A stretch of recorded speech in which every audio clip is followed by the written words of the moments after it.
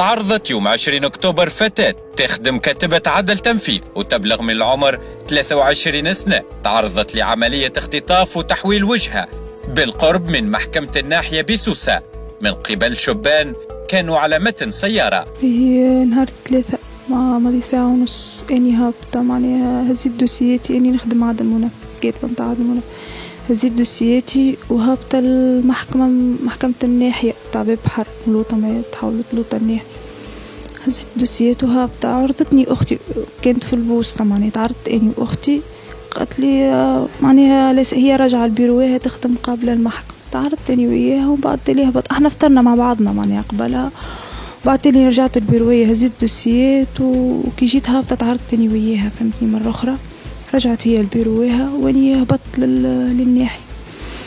قبل ما نوصل ساحة الشلي وقبل ما نوصل كل تعرضت اني وعاون امن مروح زاده، قعدت نحكي اني وياه وقفت قال لي وينك سافا وكل نعرفه وكل، قال لي عملت مع راجلك وكل خاطر اني يعرف عندي مشاكل، قلت له راني والله ريشيرشي ومازال ما تشدش على النفق، قال لي بيس روحك وربي معك وتعدى روح على روح، يعني مازال هو ما فاتش شوي وجايه الكرهبه نروح بس اني نشوف فيهم شكون معني هيك تبسط وهو لابس لوليني لابس بافيت فيها كل الشارع متاع وزارة العدل فهمتني.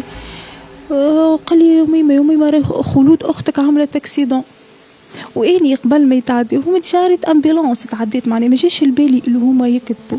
وعلاش مشي في بالي حاكم خاطر اختي تخدم بحذا ليكول فرنسي بحذاها ديما كل قريطه متاع العوين ويعرفوني اختها ويعرفوها وكل، مشي بالي وحيد منهم ما جاش البالي جمله اللي هما.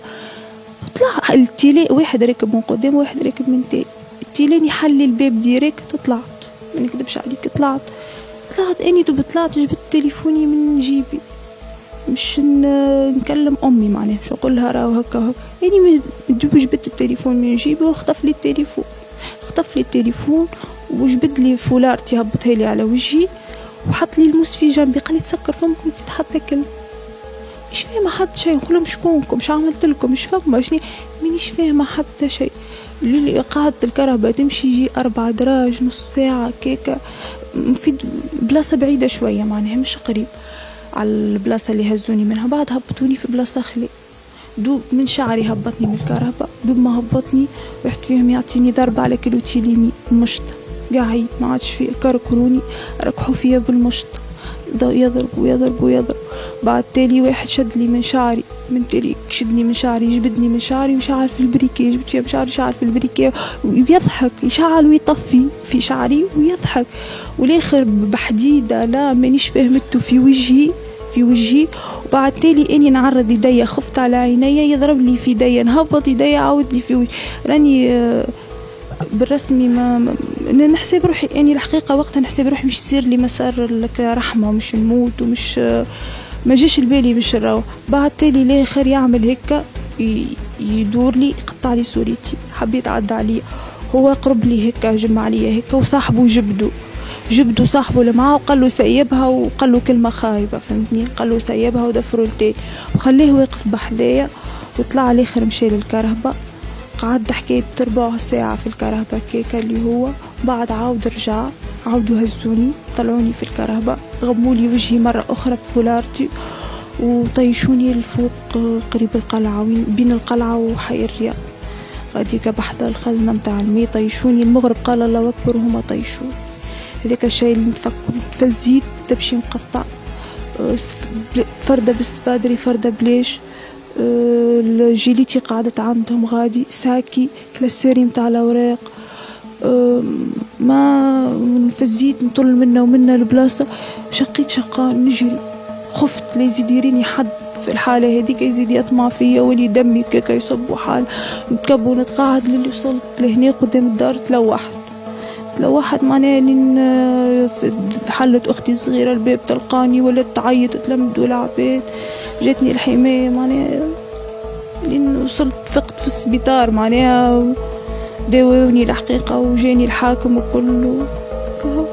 المضطرة وجهت شكوكها الكل لطليقها اللي كان ديما يهدد فيها بسبب النفقة. أنا عندي شكوك في راجل طلقي خاطر هو الوحيد اللي بعث لي في التهديدات، هو الوحيد اللي راهو ما عنديش معاه مشكلة، هو كيكة، هو مخه كيك، ما عنديش معاه مشكلة مع انه ما مطلقنا، كل واحد ربي وجهه خير. هو يبعث لي في التهديدات، نهايته قربت وكلمت عليها، راني مركز القلعة الصغير، كلمتهم بالتليفون قلت لهم راهو، كلمني قال لي راهي نهايته قربت، حضر بعد العملية متاع اللي صارت في كودا، العملية الإرهابية. أنا علاش خفت؟ خاطر بعد العملية متاع كودا حكيت 3 أيام هكاك، كلمني قال لي نهايته قربت حضر روحك. خفت، كلمته، هزيت التليفون كلمت المركز قال لي مش باش ناخذ على الكلام، كان باش نبقاو نتبعوا في الكلام زايد. قال شاكي به قبل، معناها قبل ما نطلقوا واني معاه حل عليا الغاز، حب يقتلني. لليوم المحضر رقد في العنف ضد المرأة.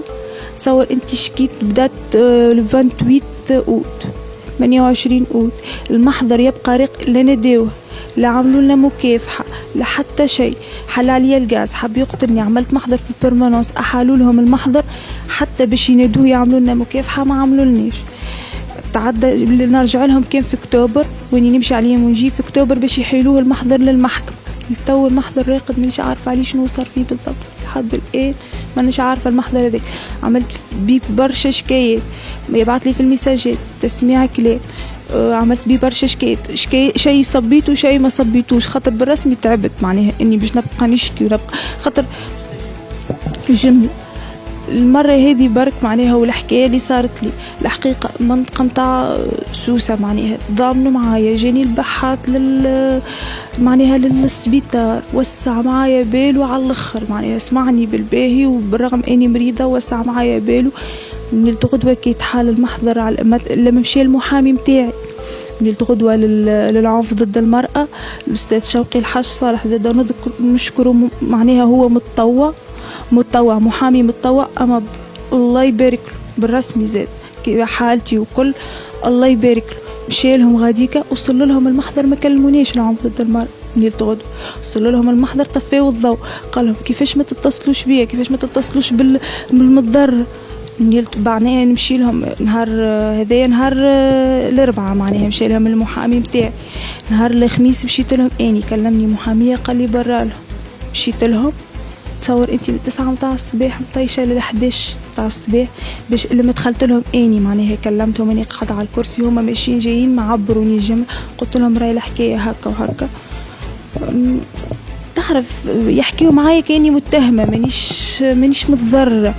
شقيقة المضرة وجهت بدورها شكوكها لطليق أختها، وكشفت أنه كان يتصل بهم ويهدد فيهم ديما، وكان يرسل لهم زادة رسائل تهديد. خلينا نحسوا اللي نحنا في بلاد امن بالرسمي، في اللي نحنا رانا بنات نجموا نخرجوا نخدموا ونتصرفوا عاديين. هذه اختي راهي تخدم تحت الخدمه، ما كانتش تصر، ولا كانت ولا كانت خارجه تعمل في قهوه، ولا حتى كانت طفله خارجه تعمل في قهوه. نحنا في بلاد الامن، نورمالمون انتم ما تتحركوا شويه. اللي صار عليا واللي صار على اختي نجم يصير عليا ويصير على اي وحده مهما كانت متعرضه. والمعرفة أكثر تفاصيل من مصادر رسمية حول القضية، ماتراكو مينوت اتصل بالسيد جابر الغنيمي وكيل الجمهورية والناطق الرسمي باسم المحكمة الابتدائية بسوسة 1، اللي أكد أنه المضطرة تقدمت بشكاية لفريق الاستمرار بمنطقة الأمن الوطني بسوسة، أكدت فيها أنه شخص حول وجهتها واختطفها، ومن بعد اعتدى عليها بالعنف وحرق لها شعرها.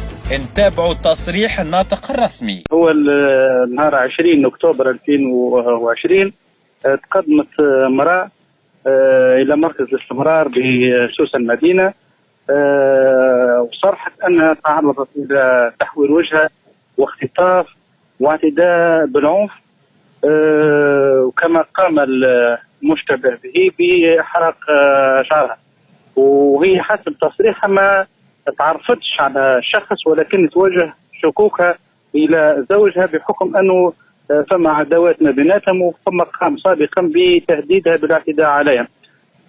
باستمرار تم تسجيل المحضر بعد مراجعه النيابه العموميه، والنيابه العموميه قالت باحاله المحضر على الفرقه المختصه بالبحث في جرائم العنف ضد المراه والطفل، وادراج المشتكى به بالتفتيش. اليوم نهار 3 نوفمبر الوحدات الأمنية ألقت القبض على الزوج، وبمراجعة النيابة العمومية قالت بالاحتفاظ به من أجل الاعتداء بالعنف على القرين، وكذلك من أجل محاولة القتل العمد المضمر، وكذلك من أجل تحويل وجهة الشخص باستعمال العنف والتهديد. وسيقع إحالة المحضر صحبة المتهم لاحقا على النيابة العمومية بسوسة لتتخذ في شأنه الإجراءات اللازمة.